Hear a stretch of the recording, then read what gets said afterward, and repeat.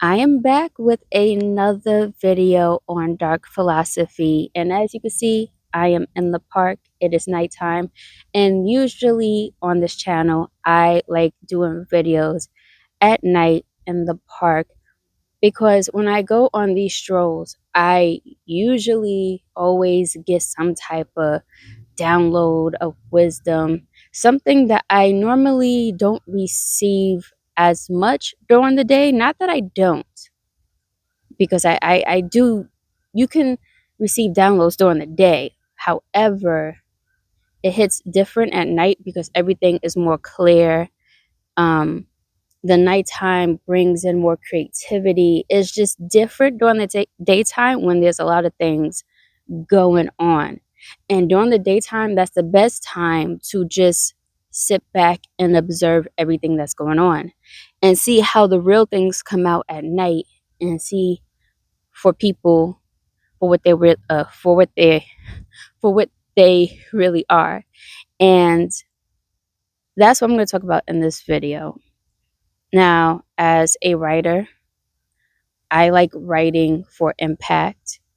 And the reason why I say that is because nowadays it's easy to find bodies of works that you could tell that wasn't created for impact. It's just created for money. You hear it in the music, you see it in the movies, you see a lot of agendas that they try to push onto the collective in movies. And you can see it in books, especially now that AI is running rampant. Like everybody's using AI. You can tell when somebody uses AI in books, and it doesn't feel personal and humanly, and the stories is not that great. So when I write my stories, I take my time, because I'm not AI. And you know, writing great stories take time. So when I write my stories, I write for impact because if I'm looking for an exchange of things, making money off of my work, I'm at least put out some good work. And I write a lot of dark philosophy into my stories. And this is one of the dark philosophies that I put into my stories. It's not a it's not like it's uh a quote or anything, but you know as you read the story, this is like a form of dark philosophy. Hearing it in the journey, and that is picking a side.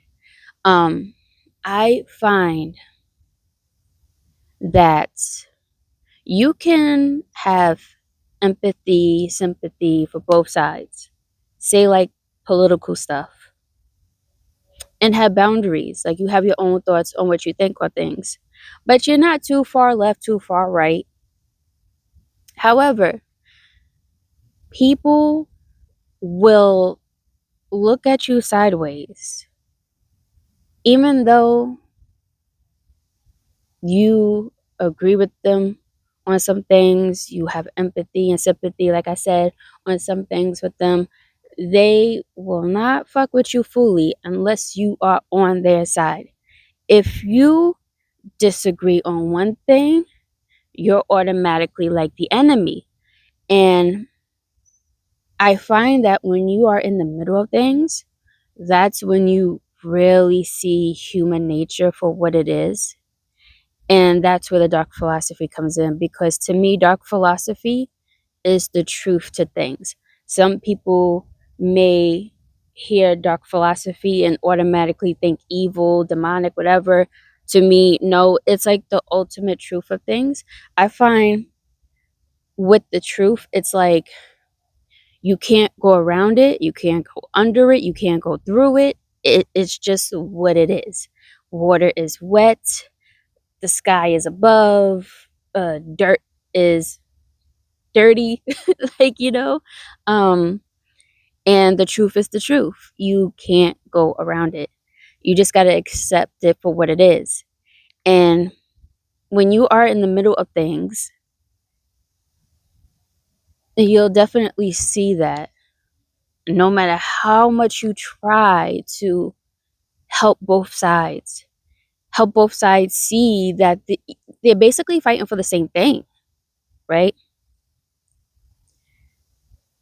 They won't move a muscle. They're set in their ways, and it's a hard pill to swallow as somebody who is in the middle, as somebody who has empathy for humanity and all that, and you have to accept it. The more you try to help, the more you get pulled under, and that is the hardcore truth.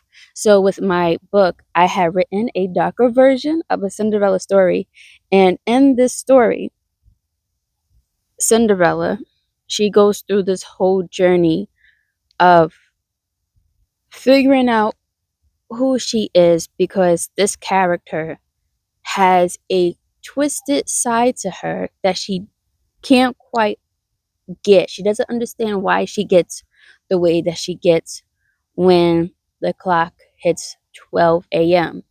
Um, why she's different from a lot of people, like certain things that she eats. She, for instance, I'll give a little spoiler in my book.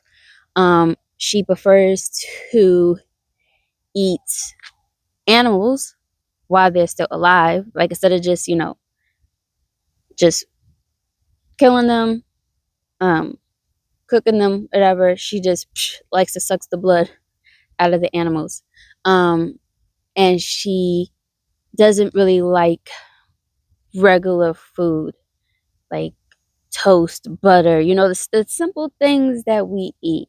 She really doesn't have the taste for it. Um, she tolerates it. So she knows there's something off about her. And in my book, there is a fairy god demon.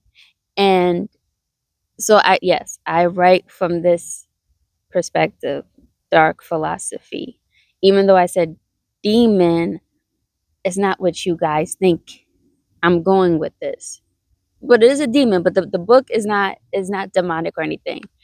Um, but he helps her understand that there's another side to her, and in which side does she choose to walk. With this fairy god demon, through this character, you hear a lot of philosophy from that side. He speaks with a lot of wisdom because this is a demon that's been around for eons. So when you've been around for that long, it's like there's a lot of things that you've seen, a lot of things that you witnessed, a lot of wisdom that you can share. So in this book, I write a lot of philosophy from this demon's perspective on things. And just writing about just the journey of finding that balance between this side or that side, good or evil, finding that balance, being in the middle of things.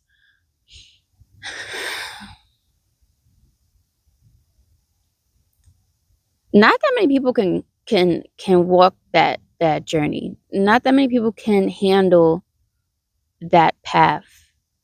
It's very advanced. It comes with a lot of restraint, a lot of wisdom, a lot of just of knowing, being outside of yourself and seeing the world for what it is. It's a lot of that going on, a lot of inner work, which is hard for people to do. It's hard for them to do the inner work. So this is what I think of and what I write down when I write for impact and write my dark philosophy stuff. Being in the middle and seeing that truth to things, like this is what it is. It's deep. It could go deeper, but I don't want to make this video too long. But that's one of my takes on dark philosophy, and one of the things that I use when writing my books, because it's something that people need to hear.